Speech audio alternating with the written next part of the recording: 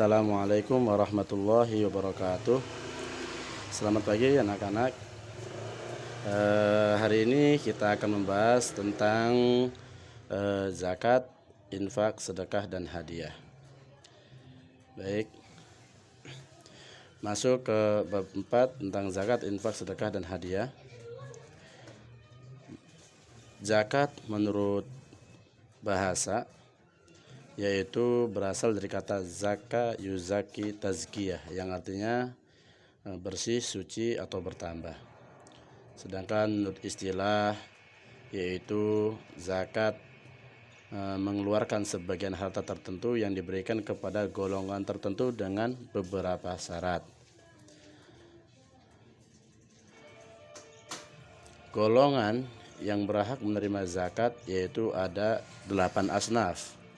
8 asnaf. Yang pertama adalah fakir, kedua miskin, ketiga amil, keempat mu'alaf, yang kelima rikob. Rikobnya ini adalah rikob mukatab, ya, nanti akan ada penjelasannya.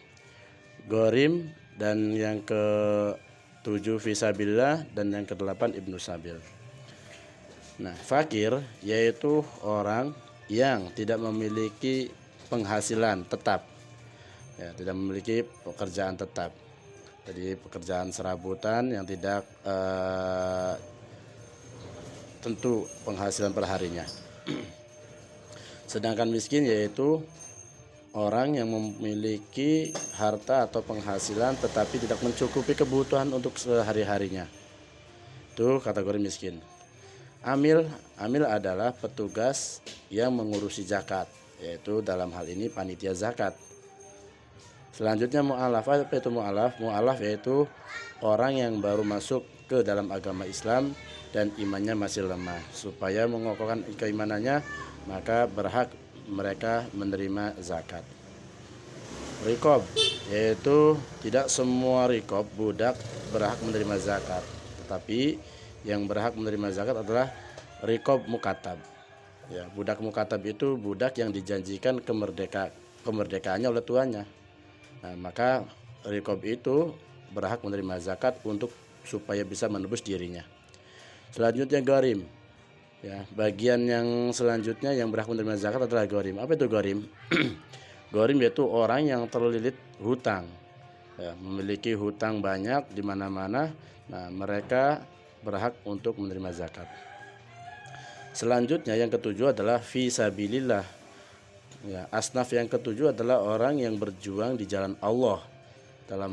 Dulu yang berjuang di jalan Allah itu yang memerangi orang-orang kafir untuk agama. Nah, sekarang fisabilillah bisa diartikan yaitu orang-orang yang berjuang di jalan Allah, yaitu para tulab, para santri, para mudaris, guru-guru agama yang memperjuangkan agamanya Allah dengan ilmu-ilmu agama. Selanjutnya yaitu ibnu sabil. Siapa itu ibnu sabil? Ibnu sabil ialah orang dalam perjalanan jauh untuk tujuan baik, untuk tujuan tidak bermaksiat kepada Allah, ya, dengan tujuan baik, silaturahim, pulang kampung, dan kehabisan bekal ketika akan berpulang ke daerahnya. Itu masuk ibnu sabil. Nah, sekarang masuk ke pembagian zakat. Zakat dibagi dua, ada zakat fitrah, ada zakat mal. Kita masuk pembagian zakat fitrah. Apa itu zakat fitrah? Zakat fitrah adalah zakat yang dikeluarkan oleh setiap muslim pada bulan Ramadan. Ya, pada bulan Ramadan, boleh di awal, boleh di akhir. Dan kewajiban zakat fitrah itu bagi mereka-mereka yang menyaksikan Ramadan dan juga menyaksikan 1 Syawal. Jadi kalau ada bayi lahir di malam takbiran, maka dia nggak wajib untuk dizakati karena dia tidak mendapati Ramadan. Sebaliknya ada orang hidup di bulan Ramadan, meninggal Idul Fitri, hendak 1 Syawal, dia meninggal, maka dia juga tidak wajib bayar zakat karena tidak mendapati 1 Syawal. Nah, zakat fitrah sudah ditentukan Imam Syafi'i radhiyallahu anhu, yaitu besaran zakat fitrah adalah 3,5 liter atau 2,5 kg yang dikeluarkan berupa makanan pokok, makanan pokok daerah tersebut. Kalau daerah itu makan pokoknya jagung, maka yang dikeluarkan jagung, gandum, dan seterusnya.